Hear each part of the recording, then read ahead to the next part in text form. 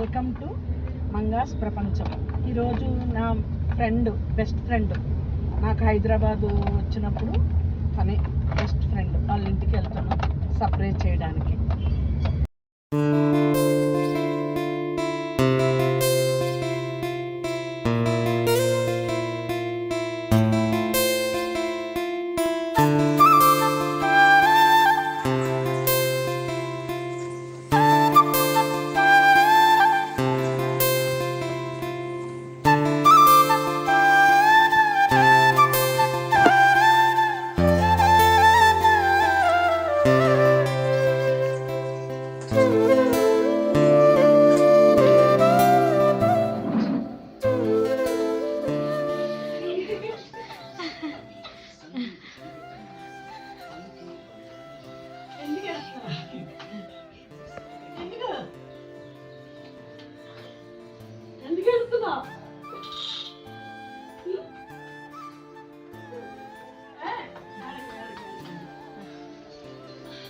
తినే నా best friend.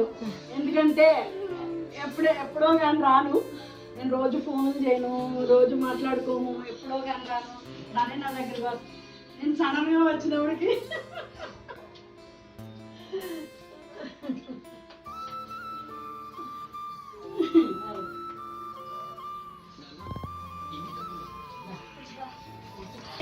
Surprise అయిపోతున్నా. ఎప్పుడు రావా? వస్తారు, ఏదో ఫోన్ చేసుకుంటున్నా కానీ ఇంత సడన్ గా రాని విశాలి నిన్ను చూడాలని.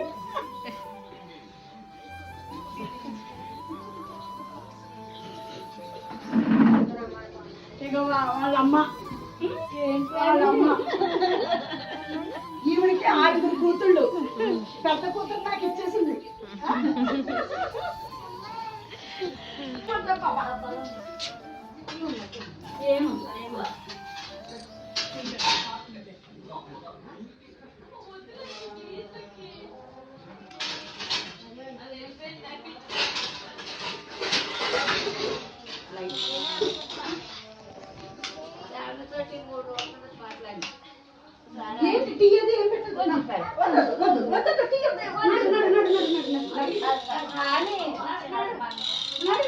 కూర్చొని మాట్లాడదాం.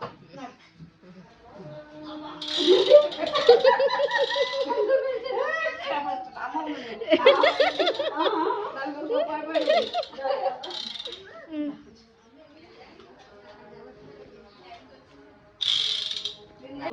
వెళ్ళబోతున్నా, కలవబోతున్నా, వచ్చేవు ఎలా చెప్పాలో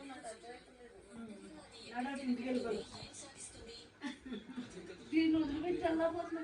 మా చెల్లి అలాగే అంటుంది, బాగానే అంటుంది. అప్పుడు బాగున్నావు, ఎవరు వచ్చి ఎవరి ఇంట్లో ఎన్ని రోజులున్నా మంది మనకి తప్పదు. నువ్వు ఏంటంటే కొంచెం అటు ఇటు నాడు ఈ కాళ్ళు ఎలా పరిచయం అంటే ఒకే ఊరు, ఇద్దరికి అసలు నాకు తెలియదు, నాకు ఈ అమ్మాయి ఎవరో తెలియదు, దీనికి తెలుసు నాకు. అలా ఊర్లో ఒకసారి నేను హైదరాబాద్ వచ్చేటప్పటికి పరిచయం అయింది పలానా వాళ్ళ ఇంటి, వేరొకళ్ళ ఇంటి దగ్గర. 1987లో తను నాకు ఊర్లో పరిచయం అయింది. నేను హైదరాబాద్ వచ్చిన 15 డేస్కి తను నాకు కలిసింది. అప్పటి నుంచి ఇప్పుడు వరకు కల్మసు లేకుండా నాతో ఫ్రెండ్షిప్ చేసిన అమ్మాయి నాకు ఫ్రెండ్ సూర్య. ఈ రోజు ఇలా ఉంటుంది కారణం కూడా, ఈ స్థాయిలో ఉంటుంది కూడా నాకు ఈమె. ఏ విషయంలో కూడా నాకు చాలా మంది ఫ్రెండ్స్ ఉన్నారు. ముగ్గురు కూతురికి ఒక తావు చూపెట్టింది, చదివిపించింది, మంచి చూసింది, చెడ్డ చూసింది, ప్రతి విషయంలో నాకు చాలా ఎవరు కూడా తెలియదు మాట. నాకు ఇంతమంది ఫ్రెండ్స్ ఉన్నారు కానీ కింద నాకు బెస్ట్ ఫ్రెండ్ అని అందరికీ చెప్తాను. కానీ ఏ రోజు నా దగ్గర నుంచి ఆశించింది కానీ, నన్ను నమ్మి నా వెనకాల మాట్లాడింది కానీ ఇప్పటి వరకు లేదు. కరోనాలో హస్బెండ్ కొంచెం హెల్త్ ప్రాబ్లం వచ్చి, కరోనా వల్ల కాదు, హార్ట్ ప్రాబ్లం, చనిపోయాడు. 2 ఆడపిల్లలు పెళ్ళిళ్ళు అయిపోయినాయి, అందరికీ పిల్లలు, అంతా హ్యాపీ. పెద్ద అమ్మాయికి 2 అబ్బాయిలు, రెండో అమ్మాయికి అమ్మాయి అబ్బాయి, మూడో అమ్మాయికి అమ్మాయి అబ్బాయి. అమ్మాయిలు ఇద్దరు కూడా, ముగ్గురు అమ్మాయిలు జాబ్ చేసుకుంటారు. అంతా పర్వాలా హ్యాపీ. ఏంటంటే కాళ్ళు నొప్పులు ఇవన్నీ అని బాధపడుతూ ఉంటుంది, కానీ అది కూడా నాకైతే చాలా హ్యాపీ. హైదరాబాద్ వచ్చినప్పుడు ఎవరో నాకు తెలియదు, పరిచయం అయింది. ఇప్పటి వరకు నన్ను విడిచిపెట్టలేదు అసలు. నా పిల్లలు పెద్దగా ఎక్కడికి వెళ్ళినా, ఏ ఊరు వెళ్ళినా బట్టలు తెచ్చేది, ఎక్కడికి వెళ్ళినా ఏదంటే అది పిల్లలకి, నా పిల్లలతో సమానం అనుకుని చేసి పెట్టింది నా పిల్లలకి. ప్రతి విషయంలో పిల్లలకి ఇది కావాలి, పిల్లలకి అది కావాలి. మా ఆయన ఎక్కడికి వెళ్ళొద్దన్నా సరే, డ్యూటీకి వెళ్ళొద్దంటే డ్యూటీకి కూడా పెట్టించింది ఈమె నాకు. నా పిల్లల్ని ఈరోజు ఈ స్థాయిలో చూసుకుంటున్నానంటే చేసుకున్నాను, ఈమె మాట విన్నాను, నా మాట అది విన్నది, శుభ్రంగా హాయిగా ఉన్నాం. నా పిల్లలతో నేను చాలా సంతోషంగా ఉన్నాను ఇప్పుడు ఈ రోజునైతే. ఈ ముగ్గురులో ఒకటి గుడిపెత్తి నా పని అయిపోయింది.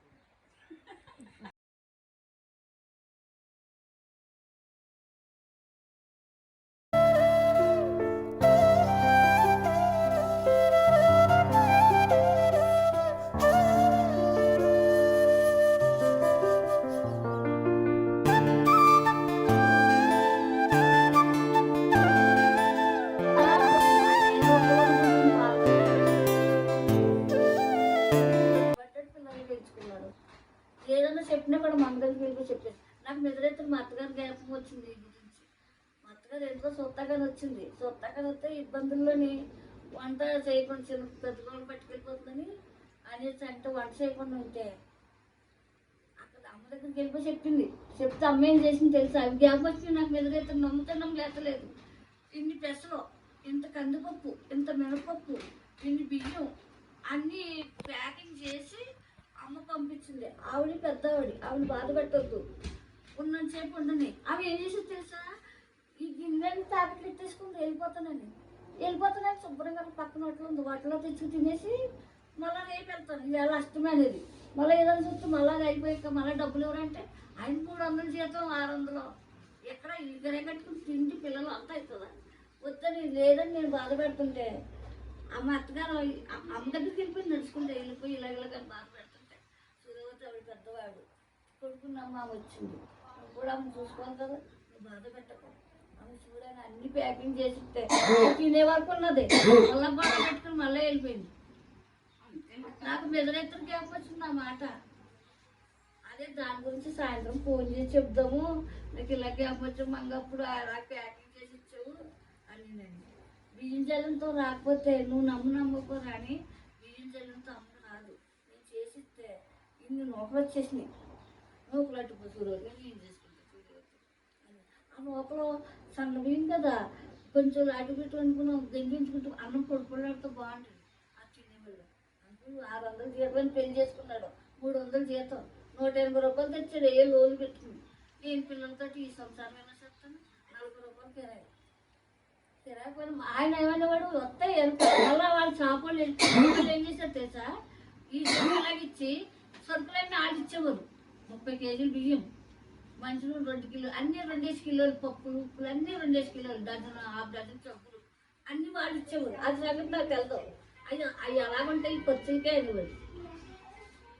ఈ డబ్బులు సినిమాలకి కూరగాయలకి రూపాయి కిలో ఉల్లిపాయలు అలా చేసుకునేవాడు. నా పిల్లలకైతే ఎక్కడికి వెళ్ళు బట్టలు తెచ్చేది.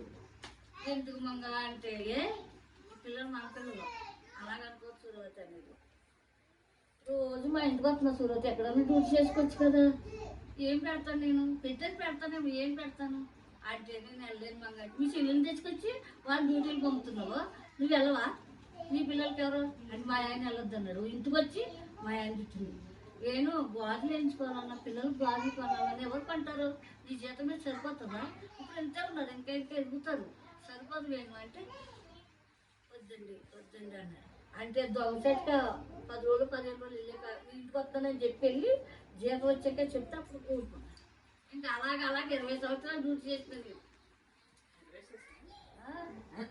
చెంబంతా నడిచి ఎంత 5-6 సంవత్సరాలు నడిచిన చెంబంతా.